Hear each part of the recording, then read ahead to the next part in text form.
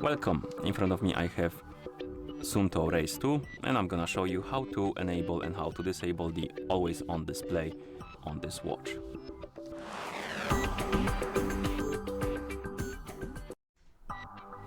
What the always on display does is quite simple and basically it makes your screen not to turn off completely even though you're not using your watch. So like this, now the always on is disabled, so the screen completely turns off to save the power.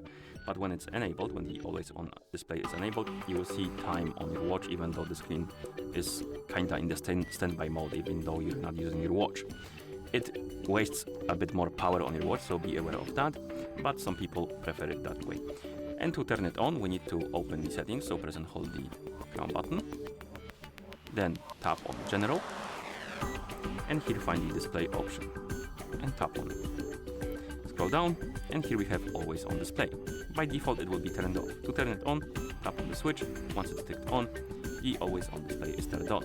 And now we can go back and wait until the screen turns off to show you how it looks like. So let's wait, it should take a few seconds, and here we have it. That's how the always on display looks like. Basically you have time, it's very basic, it's also a bit dim, so it doesn't waste as much power, but it will waste more power than when the always on display is disabled. And to disable the always on display, we need to basically open the settings,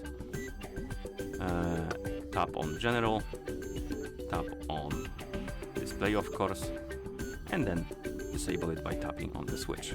And then we can press the lower button to go back to watch face.